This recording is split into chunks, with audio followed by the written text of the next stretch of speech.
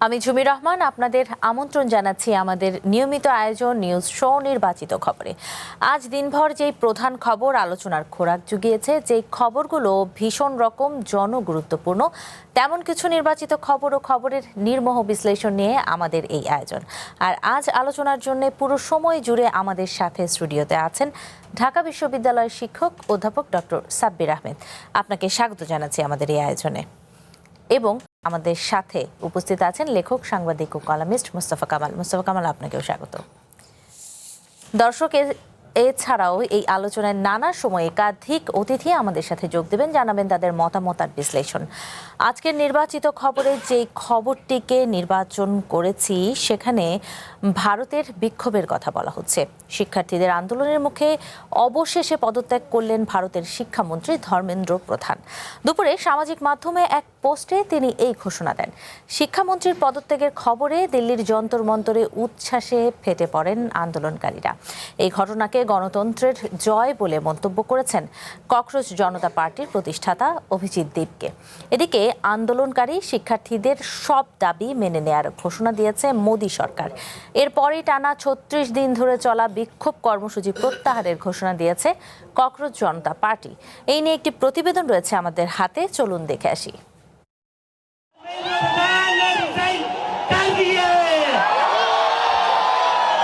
অবশেষে তেলাপোকাদের জয়। ভারতের শিক্ষামন্ত্রীর পদত্যাগে সরকারকে দেওয়া ২৪ ঘন্টার আলটিমেটাম শেষের আগেই প্রথম দাবি আদায় করে নিলেন ককরোচ পার্টি। শিক্ষামন্ত্রীর পদত্যাগের খবরে দিল্লির যন্তর মন্তরে উচ্ছ্বাসে ফেটে পড়েন হাজারো আন্দোলনকারী। শনিবার দুপুরে সামাজিক মাধ্যমে পদত্যাগের বিষয়টি নিজেই নিশ্চিত করেন ধর্মেন্দ্র প্রধান। জানান, গত ১০ দিনের ঘটনায় তিনি দুঃখিত। লিখেছেন, দেশের ঐক্য যাতে অটুট থাকে, কোনো শিক্ষার্থী যাতে আইনি জটিলতায় না পড়ে, আমাদের সন্তানেরা যাতে ক্যারিয়ারে মনোনিবেশ করতে পারে, সে কথা বিবেচনা করেই আমি পদত্যাগপত্র পাঠিয়ে দিয়েছি। প্রশ্নপত্র এবং শিক্ষাক্ষেত্রে দুর্নীতির অভিযোগে প্রথম থেকেই শিক্ষামন্ত্রীর পদত্যাগের দাবি জানিয়ে আসছিল সিজেপি। বলা হয়েছিল, মন্ত্রীর পদত্যাগ ছাড়া কোনো শর্তেই তারা আন্দোলন প্রত্যাহার করবে না। শনিবার বিকেলে তৃতীয় দফার আলোচনা হওয়ার কথা ছিল, তার আগেই পদত্যাগ করলেন ধর্মেন্দ্র। সিজেপির পক্ষ থেকে মোট ৩টি দাবি সরকারের কাছে রাখা হয়েছিল। শিক্ষামন্ত্রীর পদত্যাগ, আন্দোলনকারীদের বিরুদ্ধে আইনি পদক্ষেপ না নেওয়া, প্রশ্ন ফাঁসে নিহত পরিবারকে ১ কোটি টাকা ক্ষতিপূরণের নিশ্চয়তা চাওয়া হয়েছিল।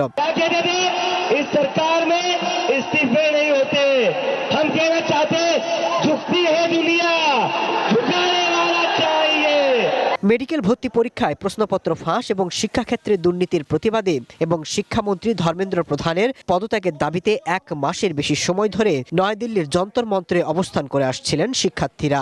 অবশেষে শিক্ষামন্ত্রীর পদত্যাগ মোদী সরকারের জন্য বড় ধাক্কা বলে মনে করছেন অনেকে। Masud Rana, one international desk.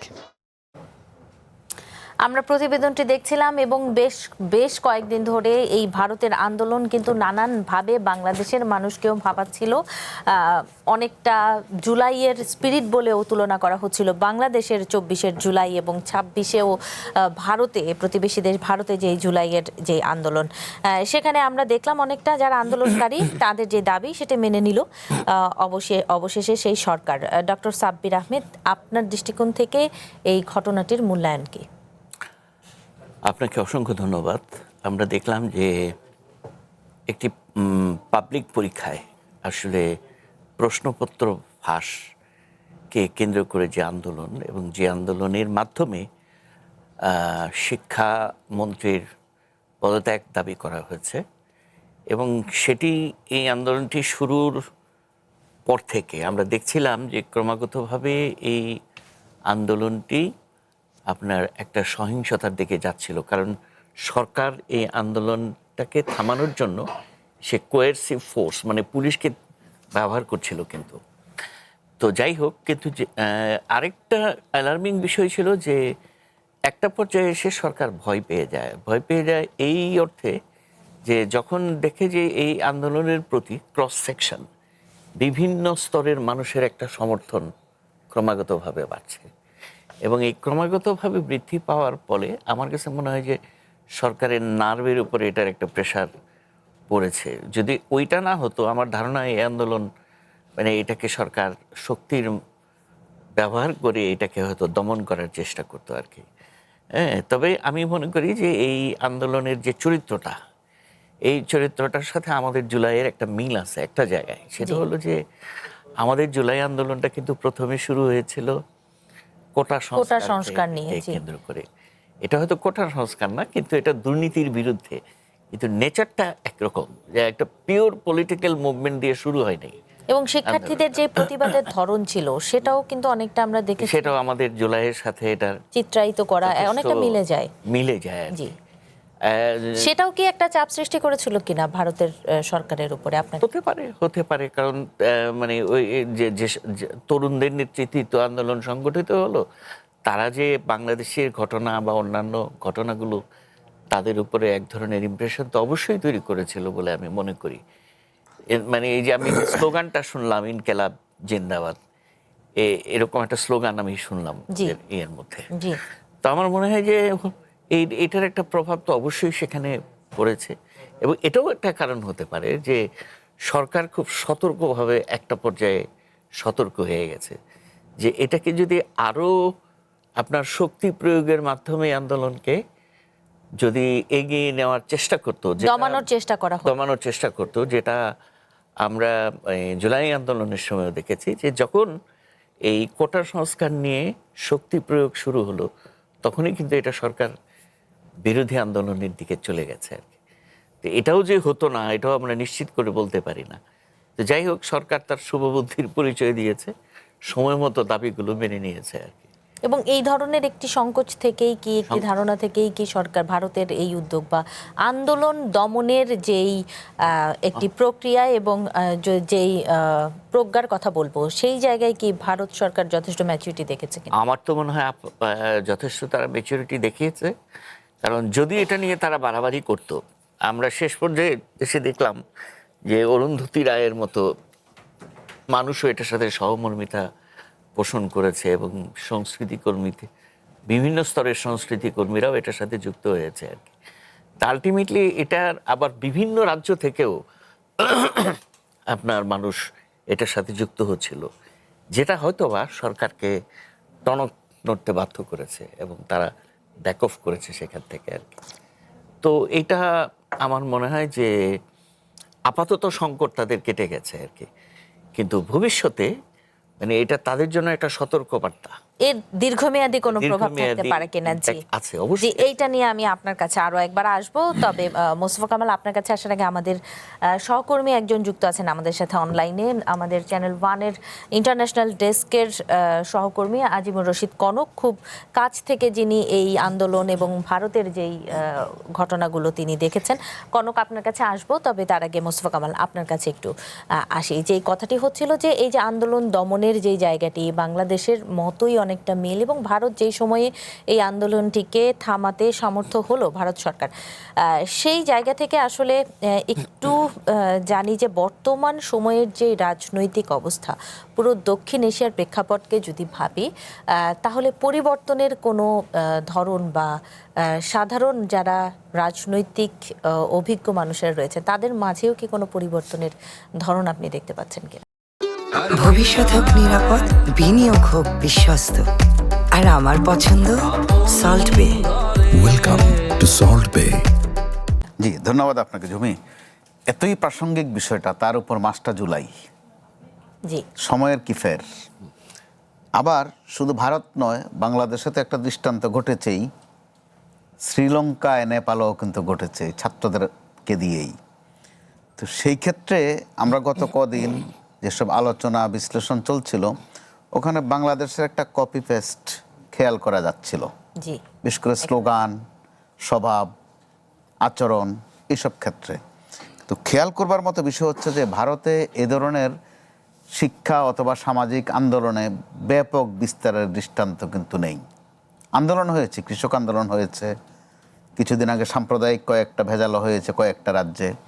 আবার বাংলাদেশে যেরকম ঢাকা কেন্দ্রিক কোনো অ্যাকশন ঘটাতে পারলে সারা দেশ সেটার একটা ছাপ বা ছায়া পড়ে বা অ্যাকশন ঘটে, ভারতে কিন্তু ওই বাস্তবতা নেই। এরকম অবস্থায় ভারতের কাছ থেকে এখানে বেশ কয়েকটা উপাদান খেয়াল করবার মতো। একটা হচ্ছে যে শিক্ষার্থীদেরকে তাচ্ছিল্য না করা। দ্বিতীয়ত, তাদের উপর দমন পীড়ন না করা।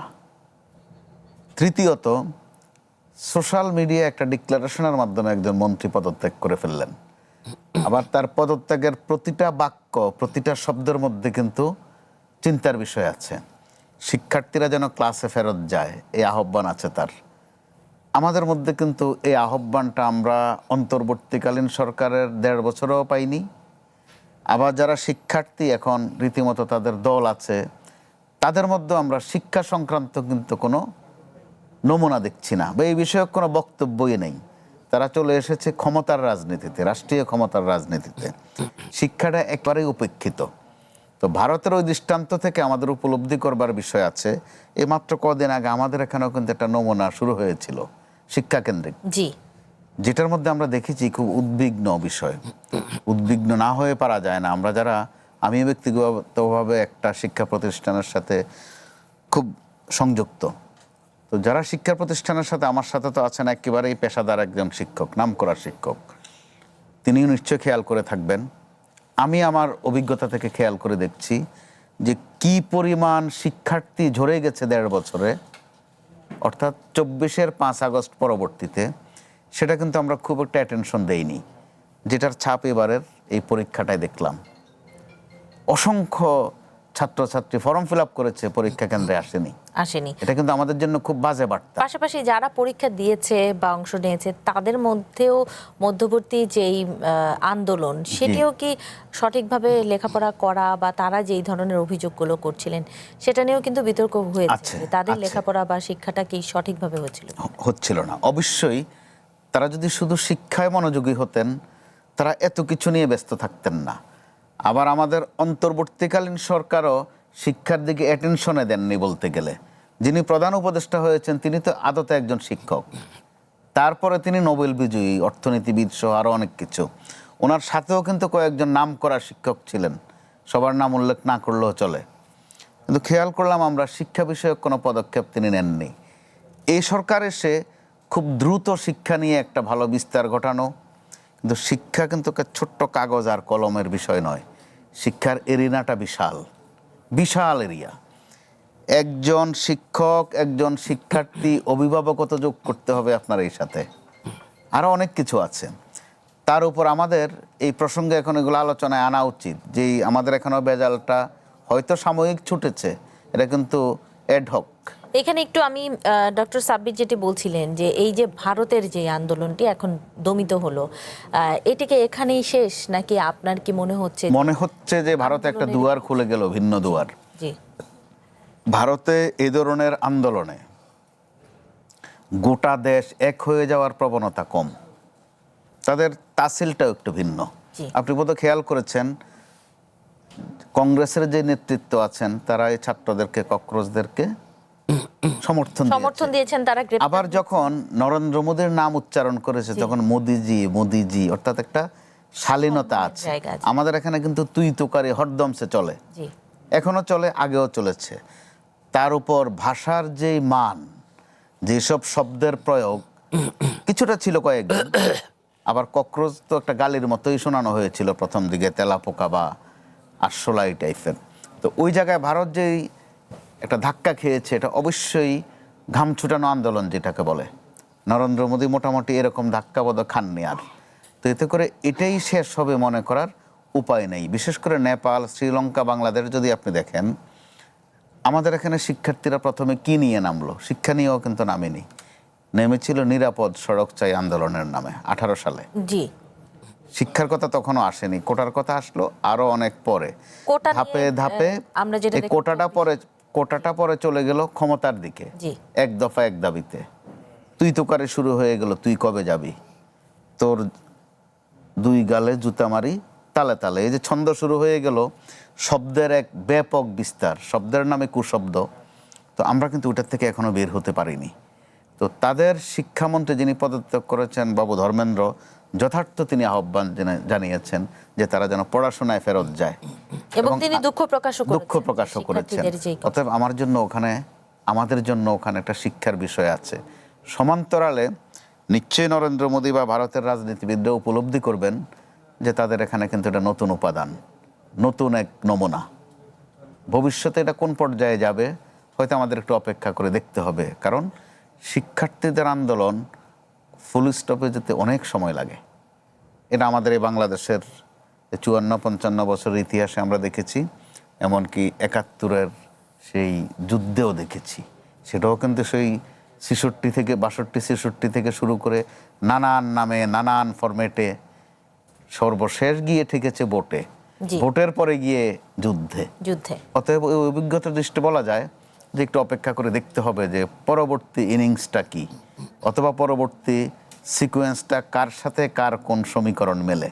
জি, আমি এবার একটু আমাদের সহকর্মীর কাছে যেতে চাই। আজিমুর রশিদ কনক, আপনি নিশ্চয়ই আমাদের অতিথিদের বক্তব্য শুনছিলেন।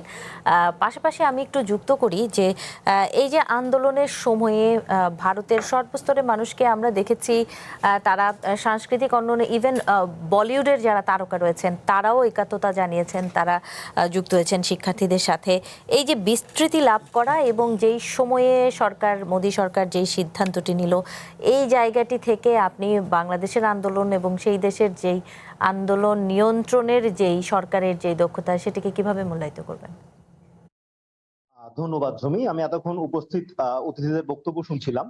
তাদের একটা কথার সাথে আমি একমত যে বাংলাদেশে যে জুলাই আন্দোলন হয়েছিল 2024 সালে, সেই আন্দোলনের সাথে ভারতের এই আন্দোলনের যে প্রক্রিয়া, শিক্ষার্থীদের আন্দোলনটাকে চালিয়ে যাওয়ার যে ধরন, সেই ধরনের অনেকটাই মিল ছিল। আপনি খেয়াল করলে দেখবেন ভারতের এই আন্দোলনটা কিন্তু একটা জায়গা থেকে শুরু হয়ে পরবর্তীতে পুরো দেশটা ছড়িয়ে পড়লো বিভিন্ন জায়গাতে। এখানে বিশেষ করে আমরা যারা ভারতের বাইরে অবস্থান করছি তাদের নজর কেড়েছে বিহারের আন্দোলনকারীদের বিভিন্ন অদ্ভুত ভঙ্গিমা বা অদ্ভুত ধরনের অদ্ভুত প্রক্রিয়ার মধ্য দিয়ে আন্দোলন চালিয়ে যাওয়া। যেমন একটা ভিডিও আমরা দেখেছি গত কয়েকদিন ধরে সামাজিক মাধ্যমে বেশ আমাদের চোখের সামনে আসছে, যে এক আন্দোলনকারী পুলিশকে গিয়ে জিজ্ঞেস করছে যে তাদের কাছে কি আসলে টিয়ার শেল বা টিয়ার গ্যাসের কোনো ব্যবস্থা আছে কিনা, বোঝার জন্য, মজা করার জন্য। এই মজা করার ছলেই কিন্তু তারা আসলে পুরো সময়টায় আন্দোলনটাকে উজ্জীবিত রেখেছে। আমি যদি বাংলাদেশের সাথে এই জুলাই আন্দোলনের পার্থক্যের কথা বলতে চাই, তাহলে এখানে আমি সবচেয়ে বড় যে ভূমিকাটা বলবো সেটা হচ্ছে আইন শৃঙ্খলা রক্ষাকারী বাহিনী যেভাবে এই আন্দোলনটাকে আসলে নিয়ন্ত্রণ করেছে, যেভাবে তারা শিক্ষার্থীদের সাথে আচরণ করেছে, সেই বিষয়টা খুব বড় করে বলতে হবে। কারণ আমাদের দেশের যে আন্দোলনটা হয়েছিল সেখানে কিন্তু সবচেয়ে বড় ভূমিকাটা পালন করেছিল আন্দোলনের বিরুদ্ধে এই আইন শৃঙ্খলা রক্ষাকারী বাহিনী। পুলিশের গুলি বলেন, শিক্ষার্থীরা আহত নিহত হওয়া বলেন, সেটা যে মাত্রায় ছিল, আমরা কিন্তু গত 36 দিনের এই আন্দোলনে কোনো শিক্ষার্থীকে কোনো শিক্ষার্থী নিহত হওয়ার খবর কিন্তু আমরা পাইনি।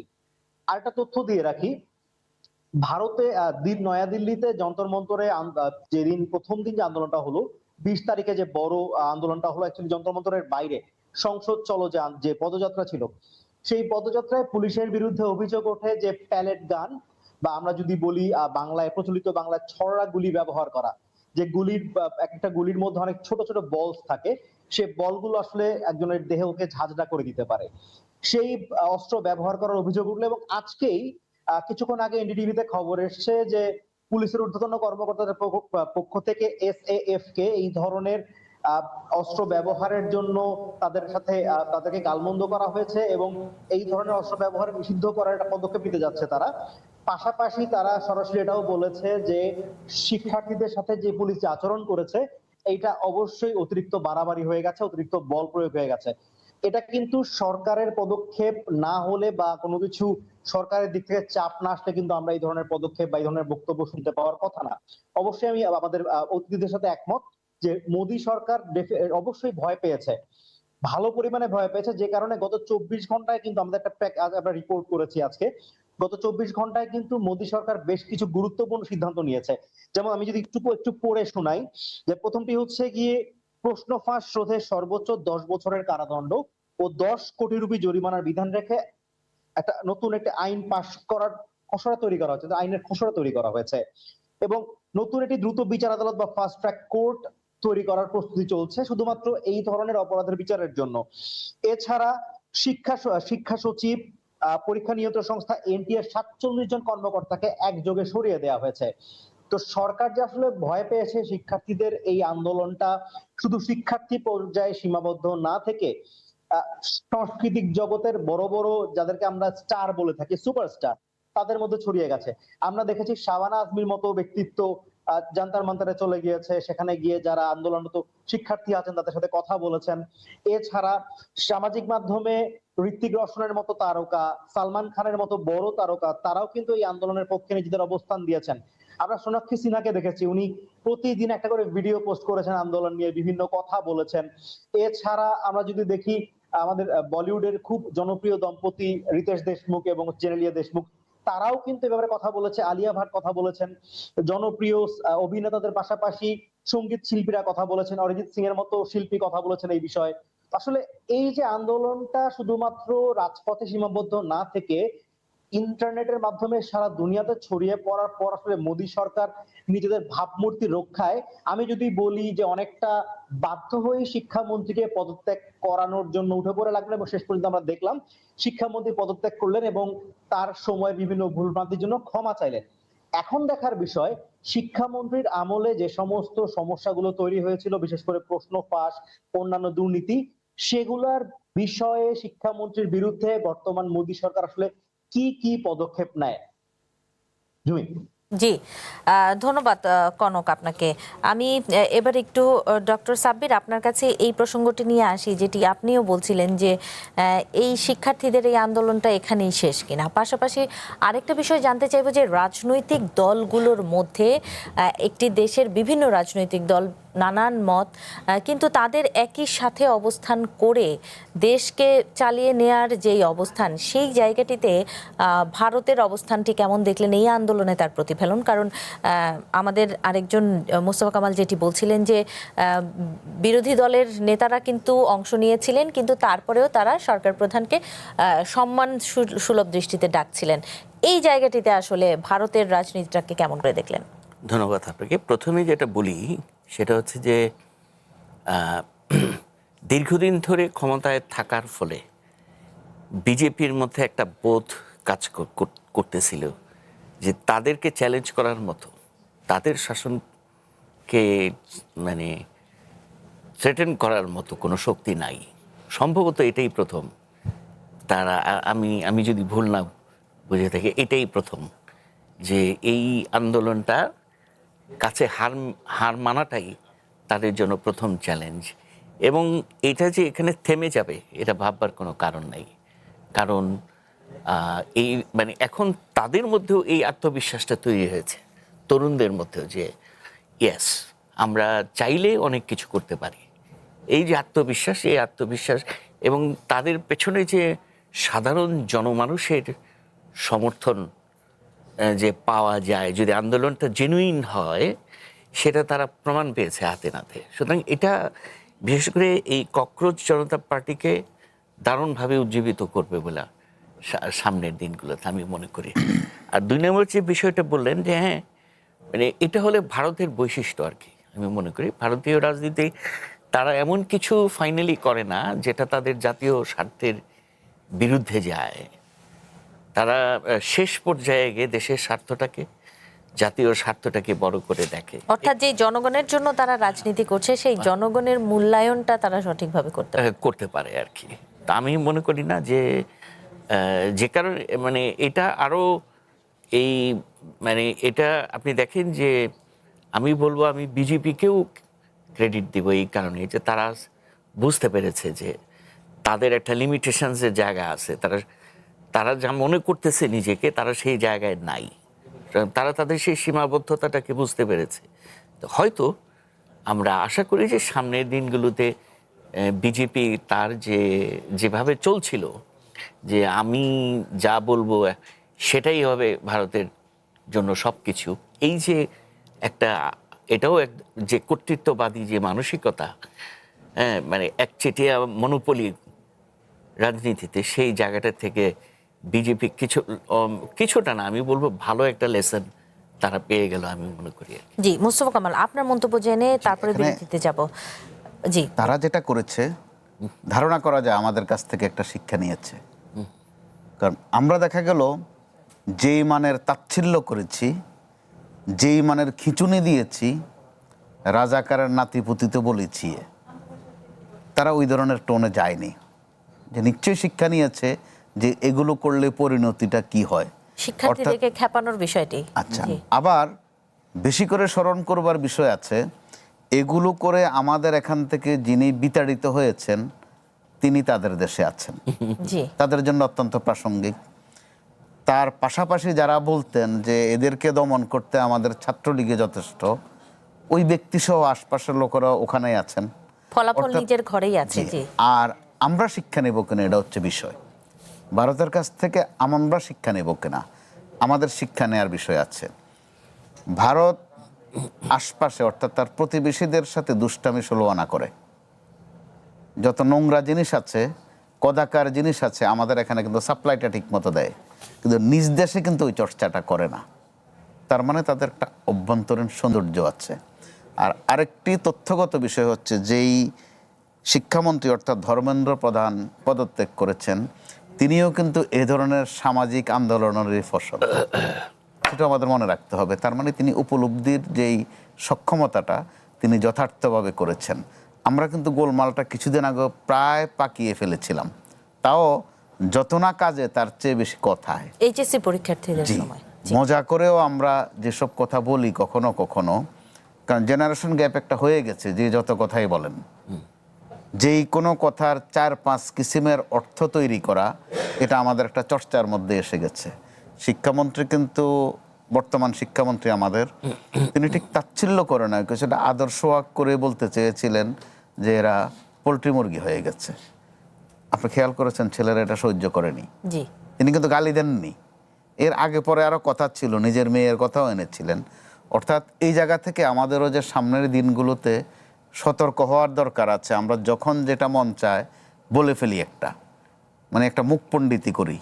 এখানে তো কি একটা অর্থাৎ এই কথা জেনারেশন বলবেন যে এটা সহ্য করছে না, এটা জি, একটু বিবেচনায় নিতে হবে। সরকার প্রধান এবং যারা তার অধীনে রয়েছেন, অর্থাৎ মন্ত্রী অথবা প্রতিমন্ত্রী, রাজনৈতিক নেতা, তাদের বক্তব্যের সাথে সরকার প্রধানের বর্তমান যেই চলা, তার যে সিদ্ধান্ত, সেটার কি সম্পূর্ণ প্রতিফলন তার যে অধীনস্থ যারা রয়েছেন তাদের মধ্যে? আমাদের দেশের কথা নিশ্চয়ই আপনি বলছেন, জি।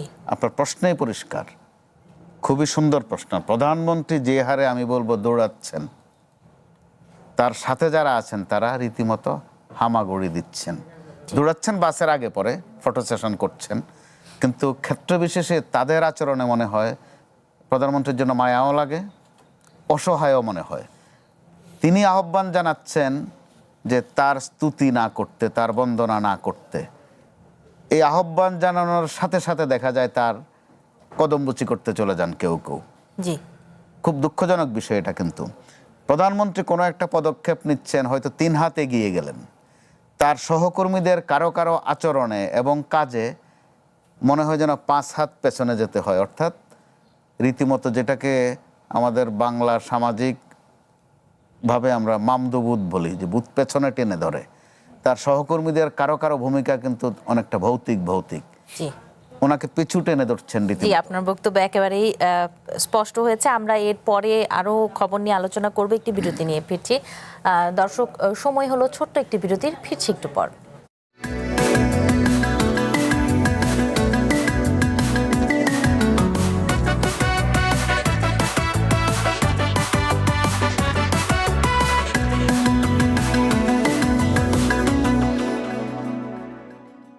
স্বাগত নির্বাচিত খবরে। এবারে যেই সংবাদটি নিয়ে আলোচনা করতে চাই, সেখানে বলা হচ্ছে আগামী সেপ্টেম্বরে শুরু হওয়া পরবর্তী সংসদ অধিবেশনে নতুন রাষ্ট্রপতি নির্বাচিত হবেন, এই কথা জানিয়েছেন আইনমন্ত্রী মোহাম্মদ আসাদুজ্জামান। সকালে রাজধানীর সিডাপ মিলনায়তনে এক অনুষ্ঠান শেষে সাংবাদিকদের প্রশ্নের জবাবে তিনি এই কথা জানান। বিদায়ী রাষ্ট্রপতি মোহাম্মদ শাহাবুদ্দিনের বিরুদ্ধে মামলা যাচাই বাছাইয়ের কথাও জানান আইনমন্ত্রী। একই অনুষ্ঠানে আন্তর্জাতিক অপরাধ ট্রাইব্যুনালের চিফ প্রসিকিউটর জানান, আগামী সোমবার থেকে শাপলা চত্বর হত্যাকাণ্ডের বিচার কাজ শুরু হবে। এই প্রতিবেদনটি দেখে আসতে চাই। জনগণের প্রতিনিধি মানবাধিকার সংগঠন অধিকারের আয়োজনে এই পরামর্শ সভায় উঠে আসে গুম, খুন ও বিচার বহির্ভূত হত্যাকাণ্ড সহ নানা ইস্যু। এতে মানবাধিকার কর্মী ও ভুক্তভোগীরা ছাড়াও যোগ দেন চিফ প্রসিকিউটর ও আইনমন্ত্রী। সাবেক চেয়ারপারসন অনুষ্ঠানে চিফ প্রসিকিউটর জানান, আগামী 27 জুলাই থেকে শাপলা চত্বর হত্যাকাণ্ডের বিচার কাজ শুরু হবে। আমাদের রিপোর্ট প্রস্তুত করা হয়েছে, রিপোর্ট আমার কাছে সাবমিট করেছে। আগামী সোমবার দিন আমি বাদী হয়ে ফর্মাল চার্জ ইনশাআল্লাহ আমি দাখিল করব এবং আগামী সোমবার থেকে এটা ফর্মাল বিচার কার্য শুরু হবে।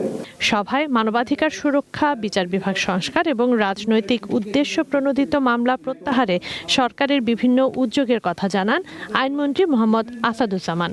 বলেন, মানবাধিকার কমিশন আইন ও গুম প্রতিকার ও প্রতিরোধ আইন শিগগিরই মন্ত্রিসভা হয়ে সংসদে তোলা হবে। দাবি করেন, সাম্প্রতিক মাসগুলোতে বিচার বহির্ভূত হত্যাকাণ্ড প্রায় শূন্যের কোঠায় নেমে এসেছে। গত কয়েক মাসের সরকারে এক্সট্রা জুডিশিয়াল কিলিং প্রায় শূন্যের কোঠায় নেমে আসছে। গুম প্রতিকার ও প্রতিরোধ আইন সংক্রান্ত আইনের বিষয়ে করে 2টা আইনই আমরা চূড়ান্ত পর্যায়ে নিয়ে ক্যাবিনেট কমিটিতে পাঠিয়েছি। ক্যাবিনেট কমিটি এটা দেখে এটা ক্যাবিনেটে উঠবে।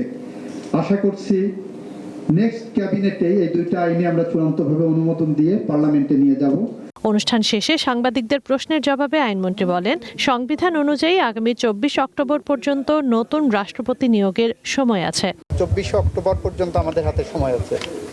সুতরাং বিশেষ অধিবেশন ডাকার মতো কোনো পরিস্থিতি এখন তৈরি হয়নি। যেহেতু 60 দিনের মধ্যে আমাদের 15 জুলাই থেকে 60 দিনের মধ্যে আমাদের পরবর্তী অধিবেশন হওয়ার কথা সাংবিধানিকভাবে, আশা করি সেই অধিবেশনেই এটা নিষ্পত্তি করা সম্ভব হবে। সদ্য বিদায়ী রাষ্ট্রপতির বিরুদ্ধে যেসব মামলা আছে সেগুলো যাচাই বাছাই করে দেখা হবে বলেও জানান আইনমন্ত্রী আসাদুজ্জামান। সেটা আমরা যাচাই বাছাই করে দেখব। এইটা যারা করেছেন কি উদ্দেশ্যে করেছেন, তাদের উদ্দেশ্য কি, সৎ উদ্দেশ্য না অসৎ উদ্দেশ্য, এগুলো দেখি। তানজিনা অন্ত, ওয়ান নিউজ, ঢাকা। ভবিষ্যৎ হোক নিরাপদ, বিনিয়োগ হোক বিশ্বস্ত, আর আমার পছন্দ সল্ট বে। ওয়েলকাম টু সল্ট বে। আমরা আইনমন্ত্রীর বক্তব্য দেখছিলাম, পাশাপাশি আজকে অন্যান্য রাজনৈতিক নেতারাও কিন্তু বলেছেন যে দলের পরবর্তী যেই মিটিং রয়েছে সেখানে রাষ্ট্রপতি বিষয়ে আলোচনা হবে বিএনপির পক্ষ থেকে, এবং অন্যান্য রাজনৈতিক দলের নেতারাও বলছেন। আসলে এখনকার সময় নানান ধরনের নাম আসছে, রাষ্ট্রপতি কে হবেন সেটা নিয়ে নানা গুঞ্জন। ডক্টর সাব্বির আহমেদ, আপনার কাছে শুনি আসলে যে আপনার দৃষ্টিকোণ থেকে কারা এগিয়ে আছে? আমি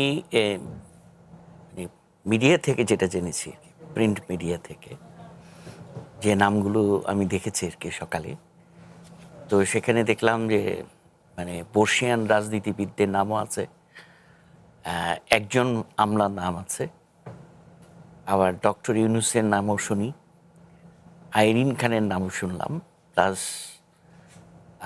একজন একাডেমিশিয়ান প্রফেসর মাহবুবুল্লাহ। তো আমার দৃষ্টিতে মানে এই রাষ্ট্রপতির এই পদে আমি মনে করি যে রাজনীতিবিদরা এগিয়ে থাকবেন বলে আমার ধারণা।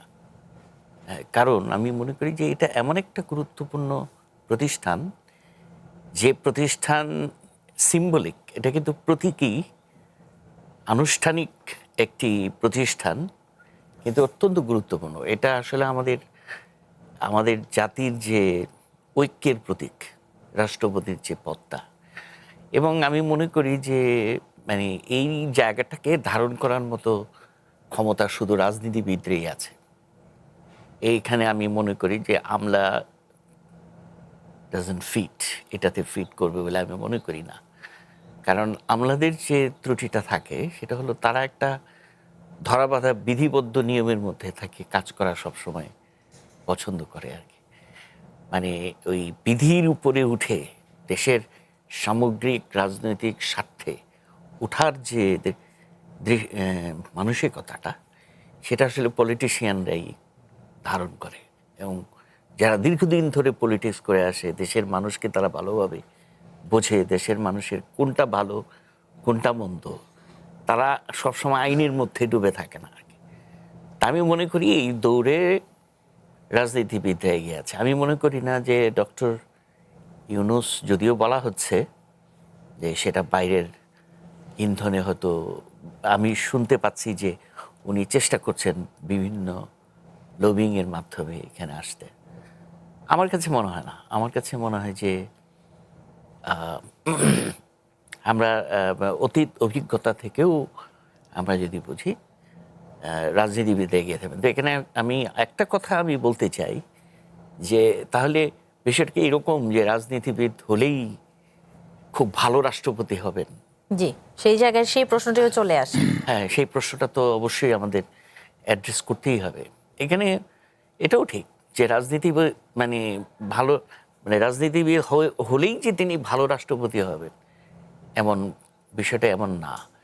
রাজনৈতিক অভিজ্ঞতার সাথে যদি ব্যক্তিত্বের একটা চমৎকার সমন্বয় ঘটে, আমি মনে করি যে সেই ক্ষেত্রে সম্প্রতি সাবেক যেই রাষ্ট্রপতি তিনিও কিন্তু কোনো দলের সরাসরি কোনো জায়গা থেকে আমরা তাকে দেখিনি যে তাকে রাষ্ট্রপতি নির্বাচনে, সেই জায়গা থেকে এখনকার সময়ে রাষ্ট্রপতি যদি রাজনৈতিক দলের বাইরে দেয়া হয় তাহলে কি মনে করছেন যে এটা পুরোটাই নির্ভর করবে যে ওই যিনি রাষ্ট্রপতি হচ্ছেন তার পার্সোনালিটিটা কেমন আর কি।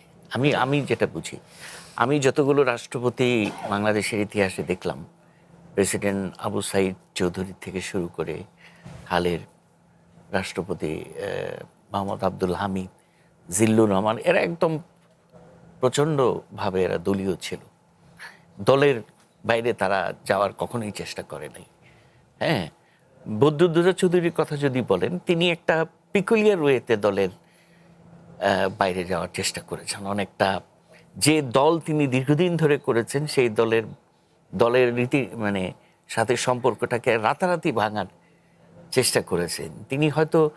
তিনি আরেকটু মানে বিজ্ঞতার সাথে প্রাজ্ঞতার সাথে তিনি হয়তো এই পদটাকে বা তার ক্ষমতাটাকে ব্যবহার করতে পারেন। আমি মনে করি উনি অত্যন্ত মানে বিজ্ঞজনিত যে আচরণের পরিচয় তিনি দিতে ব্যর্থ হয়েছেন বলে মনে করি। বরং আমি রাষ্ট্রপতির দিক থেকে, ধরুন আপনি যদি শাহাবুদ্দিনের কথা ধরেন, আপনি বলতে পারেন যে তার একটা ব্যক্তিত্ব জায়গা ছিল আর কি। আমি যদি যতগুলো রাষ্ট্রপতি সম্পর্কে আমার একটাই, তিনি কিন্তু মানে অনেকটাই দলমতের শেষ পর্যন্ত উনি টিকতে পারেন নাই। তিনি দলের মানে শিকার হয়েছেন শেষ পর্যন্ত আর কি, রোশানলের শিকার হয়েছেন। কিন্তু তিনি কিন্তু সাহসিকতার সাথে কিছু সিদ্ধান্ত নিতে পেরেছেন বা নেয়ার চেষ্টা করেছেন। তাই মনে করি যে আমাদের যিনি রাষ্ট্রপতি হবেন নতুন, আমি বিশ্বাস করি, হ্যাঁ, আমার একটা ব্যক্তিগত পছন্দের কথা বলতে পারি আর কি। জি, এটা কি যদি আপনি অনুমতি করেন, আমার মনে হয় এখন যিনি মানে ভারপ্রাপ্ত রাষ্ট্রপতি দায়িত্বটা নিয়েছেন, জি, আমার মনে হয় যে আমাকে যদি বলা হয়, এটা জাস্ট একান্তই আমার ব্যক্তিগত মত আর কি, যে আমি তাকে এই দায়িত্বটা আমি দিতাম যদি আমার সেই ক্ষমতা থাকতো। জি, মোস্তফা কামাল, এবার আপনার কাছে আসি যে রাষ্ট্রপতির অবস্থানটি আমি যদি 24 এবং 24 পরবর্তী সময়টি দেখি, সেখানে কিন্তু সবচেয়ে গুরুত্বপূর্ণ ভূমিকা কথা যদি বলি, সবকিছু গিয়ে সেই রাষ্ট্রপতির কাছেই ন্যস্ত হয়েছে। সেই জায়গাটি থেকে বর্তমান সরকার আসলে কতটা পারবে বলে মনে করছেন যে যোগ্য একজন রাষ্ট্রপতি মানুষের চাওয়া যেটা সেটি পূরণ করতে পারবে বলে মনে করছেন? অবশ্যই এই সরকারকে পারতে হবে, না পারার সুযোগ কম। জি, প্রথমত নিজের স্বার্থে, নিজ দলের স্বার্থে, সরকারের স্বার্থে, অবশেষে দেশের স্বার্থে। এখানে উল্লেখ করবার বিষয় আছে, একজন রাষ্ট্রপতি বিদায়ের সময় বলে গেছিলেন খুব আক্ষেপ করে যে সংসদীয় যে বিধি ব্যবস্থা, এতে রাষ্ট্রপতির মাঝে মধ্যে গাছে একটু পানি দেয়া আর কেউ মারা গেলে জানাজা পড়া, এই দুইটা ছাড়া আর কাজ রাখা হয়নি। জি, প্র্যাকটিক্যালি কিন্তু তা নয়, রাষ্ট্রপতির করার অনেক কিছু আছে। সদ্য যিনি ত্যাগ করলেন পদ আছে বলেই ত্যাগ করছেন, তিনি কিন্তু কম কাজ করেননি। তিনি শেখ হাসিনাকে মন্ত্র পড়িয়েছেন, ডক্টর ইউনূসকে মন্ত্র পড়িয়েছেন, এখন যারা ক্ষমতায় আছে তাদেরকেও মন্ত্র পড়িয়েছেন। তার কেরিয়ারও কিন্তু দীর্ঘ, ছাত্রলীগ করতেন, জজ ছিলেন, দুদকের কমিশনার ছিলেন, আবার একটি ব্যাংকের চেয়ারম্যানও ছিলেন। কোথায় কি করেছেন ওইটা ভিন্ন আলোচনা, করেছেন মাশাআল্লাহ অনেক কিছু। সর্বশেষ যখন পদত্যাগ করেছেন, আবার ঘটনার জন্ম দিয়ে গেছেন, বাংলাদেশের ইতিহাসেই প্রথম। এমন একটা রোগে তিনি ভুগছিলেন বলে বিদায় নিয়েছেন, রোগটার নাম হচ্ছে অটোনমিক নিউরোপ্যাথি, অর্থাৎ মাঝে মধ্যে অচেতন হয়ে যাওয়া। তো রাষ্ট্র এমন কোনো পরীক্ষা করেছে কিনা যে ওনার এই রোগ ছিল? যদি এই রোগ থেকেই থাকে, যেহেতু পদত্যাগ গৃহীত হয়েছে, তার মানে এই রোগ ছিল। তাহলে অচেতনে তিনি কত কাজ করে গেছেন, এগুলো হয়তো ভবিষ্যতে প্রশ্ন হয়ে থাকবে। শেখ হাসিনাতে সালাম করতে গেছিলেন, এটা কি সচেতনে গেছেন না অবচেতনে গেছেন? দুদুকে কি যা সব করেছেন এগুলো কি সচেতনে করেছেন না অবচেতনে করেছেন? শেখ হাসিনার পদত্যাগ পাওয়া যায়নি, এটাও কোনটা বুঝে বলেছেন? অথবা তখন এই অসুখটা ছিল কিনা, আর অসুখটা শুরু কবে থেকে? অনেক প্রশ্ন কিন্তু তিনি রেখে গেছেন। তো রাষ্ট্রপতির এই তালিকায় রাষ্ট্রপতির যে অনেক কিছু করার থাকে বা করে দেখিয়েছেনও, এটার দৃষ্টান্তও কিন্তু আমরা পাই। জি, এখানে যদি আমি দুজনের সাথে তুলনা দেই, এটা আমি একটা লেখাও লিখেছিলাম ওই সময়ে, শিরোনাম ছিল, যদ্দূর মনে পড়ে, বিচারপতি যা পারেননি অ্যাডভোকেট তা করিয়ে দিলেন। অ্যাডভোকেট বলতে বলেছি আমি আব্দুর রহমান বিশ্বাসকে, আর বিচারপতি মিন করেছি আমি বিচারপতি সাত্তারকে। অর্থাৎ বিচারপতি সাত্তারকে হটিয়ে জেনারেল এরশাদ ক্ষমতায় এসেছিলেন, ওই বিচারপতি কিচ্ছু করতে পারেননি, অসহায়ের মতো ছিলেন। আবার যখন বিএনপিকে ক্ষমতাচ্যুত করার যাবতীয় আয়োজন করা হলো 96 সালে, একজন অ্যাডভোকেট আব্দুর রহমান বিশ্বাস, খুব খাটো, আমার চেয়েও খাটো, তিনি দেখা গেল সেটা শুধু মোকাবেলাই করেননি, ওই সেনা প্রধান এবং তার সহযোগী যারা ছিল তাদেরকে বরখাস্ত করে ফেলেছিলেন এক বসার মধ্যে। অর্থাৎ রাষ্ট্রপতির যে করার অনেক কিছু থাকে, ওইটার একটা দৃষ্টান্ত। সামনের দিনগুলোতে আমাদের যিনি মহামান্য হবেন, রাষ্ট্রের যিনি পতি হবেন, তার অনেক কিছু করার আছে। কারণ একটা বিষয় কিন্তু এখন ঝুলছে রাজনীতির আকাশে, অমীমাংসিত। সেই ক্ষেত্রে রাষ্ট্রপতি ফ্যাক্টর, বিশেষ করে আওয়ামী লীগের রাজনীতি নিষিদ্ধ, আওয়ামী লীগ নিষিদ্ধ নয়, ওই সময় আমরা দেখব যে মহামান্যর কিন্তু করণীয় কিছু থাকবে। তো সেই ক্ষেত্রে বিএনপি এত বড় দল, এত নেতায় ভরপুর, প্রবীণ নেতা অনেক। আপনি যদি শাহাবুদ্দিন অর্থাৎ সুপ্পু ডাকনাম, আমরা ওই স্ট্যান্ডার্ড যদি প্রধানমন্ত্রী ধরেন, বিএনপিতে কয়েকশো আছে। আবার বিচারপতি অথবা আব্দুর রহমান বিশ্বাস ধরনের অসংখ্য আছে বিএনপি। একটি বিরতি নিয়ে ফিরছি, আমাদের বিরতির সময় হয়ে গেছে দর্শক, আরেকটি বিরতি নিয়ে ফিরছি, সঙ্গেই থাকুন।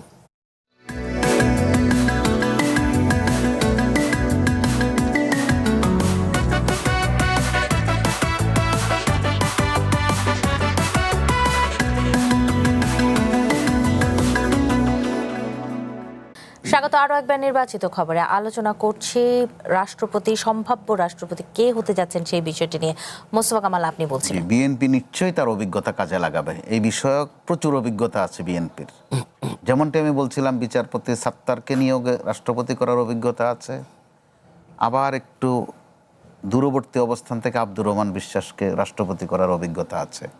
অধ্যাপক বি চৌধুরীর রাষ্ট্রপতি করার অভিজ্ঞতা আছে। ডক্টর ইয়াজউদ্দিনকে রাষ্ট্রপতি করার অভিজ্ঞতা তাদের আছে।